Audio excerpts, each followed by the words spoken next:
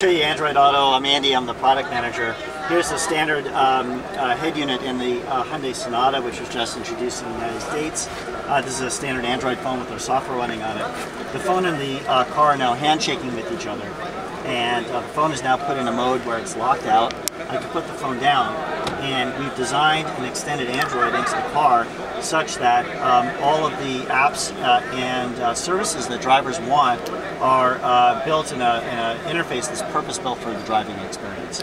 We've looked at this problem when we started, and we wanted to make it so that we saw that people were basically using their phones as they were driving, and it's really, really unsafe to do that. So when we looked at this, we wanted to take the best features that we think are important to use while driving, the drivers told us they wanted. We wanted to put them in a more safe manner on the car screen, so that it's more safe than using your phone unconnected to the car.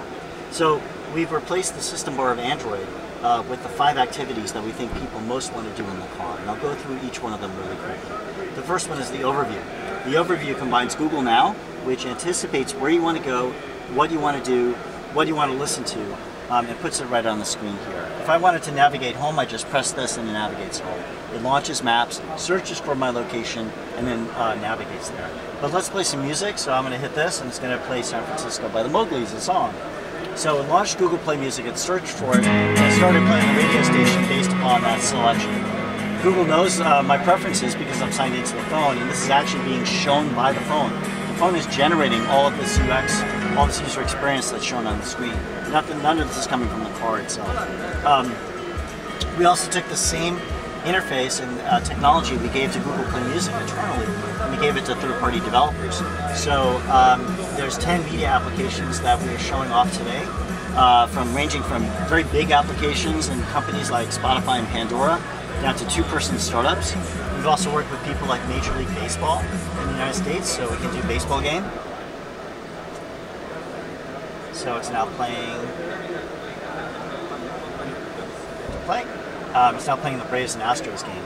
And this is a live baseball game that's going on right now. So listen to this in the car. How did you pick the game? Is it just whatever happened to be? Oh no, absolutely not. So I can go in the menu, and these are the 2 games that are on right now. So if I'm more of a Twins-Angels fan, I can do this. But hey, let's also show you some other things. Tigers are at the range. We're heading to Winnipeg. So we make extensive use of voice. We use the steering wheel controls in the car, so the voice button, and also the track up and track down for music. I don't know if you can see that here. But I'm going to use the voice button now, so let's show you that. Now, I could say very simple commands to Google, like to play a certain artist. I can say,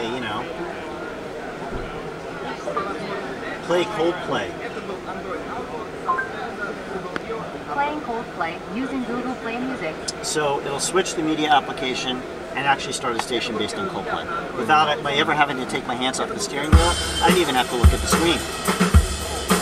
But there's some other really even more neat things we can do because we're signed into our Google account on our phone. We can talk to Google and ask it natural language things and have actually a conversation with it. So Monterey is a really nice place south of San Francisco. I might want to go there today instead of being in this stuffy convention hall. So let's talk about that, right? What's the weather in Monterey? It's 65 degrees and clear in Monterey. Okay, so tell me the weather in Monterey. It sounds pretty nice. I know there's a really nice aquarium there. I don't know the name of it, and I also don't know if it's open right now. So why don't I find out? I'll ask Google. What are the hours of the aquarium? Monterey Bay Aquarium is open until 5 p.m. Now, what was interesting about that is I didn't take my hands off the steering wheel. I didn't even have to look at the screen. And I said, what's the hours of the aquarium? So Google knew aquarium. It searched aquarium near Monterey because I had a conversation with it. And it knew that was the last place I mentioned. So it found the Monterey Bay Aquarium in that area. It then told me the hours. It said it, so I didn't have to look at the screen to find out the hours. It then decided that I'm in a car. And if I'm asking about a location in a car, I probably want to go there. So put up a card for that business for the Monterey Bay Aquarium. It told me the hours, and I can press this on the screen to navigate there. Or, since I want to keep my hands on the steering wheel and my eyes on the road, I can even use voice to navigate somewhere. So watch this. Navigate there. Navigating to Monterey Bay Aquarium. So we knew what there was. So I didn't even know the name, I didn't know the address of the Monterey Bay Aquarium, and I'm able to go there while driving in a much safer manner than using my phone alone. This is actually a little bit slow because of the internet speeds in this in the convention center right now. But here you go, it's navigating.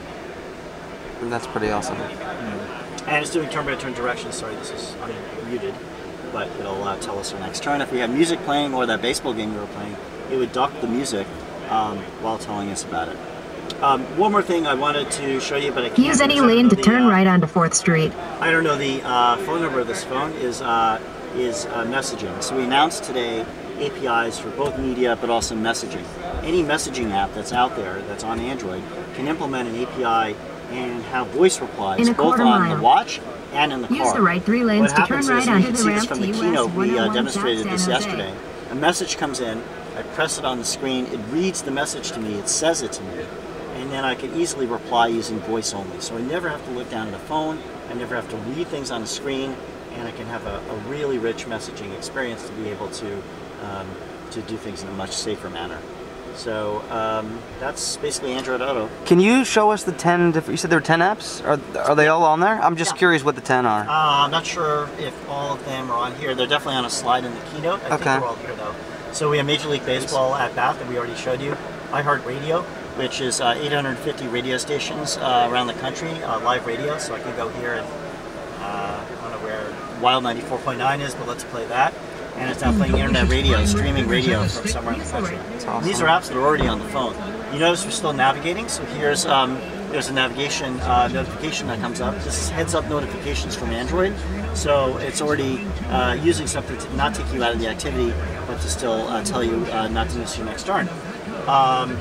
Some of the other applications include Joyride, which is a podcast app, same with Pocket Cast, it's a little bit different. They're both relatively small companies that were able to implement our APIs within 2 weeks. Pandora and Spotify. We also have TuneIn Radio, which is a ton of radio stations around the world, and also SongZone. So the design language and so I can tell you SongZone, for example. They're able to use a lot of interesting things about our application. Actually, let me show you what it did with Spotify. So Spotify is green, right? So what Spotify did was they used their green color as the accent color for the play button. It says their name up here. You saw their logo before. The menus are customized for Spotify. So they're able to use icons that are similar to their application on the phone alone. You can go into one of the menus and you'll see it mirrors the application on your phone because it is running on your phone. But it allows you to very quickly in a standard interface find something and play it. And do you, for developers that are developing for this, do they have to pass some government restrictions and stuff? Not government restrictions. We're taking care of working with both automakers and regulatory bodies.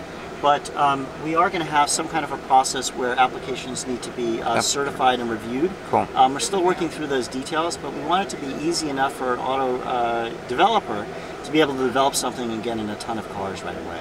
So that's what we're up to in trying to really bring the Android ecosystem along for the ride. Awesome. It's a great first look at Android Auto. Thanks so much. Thank you.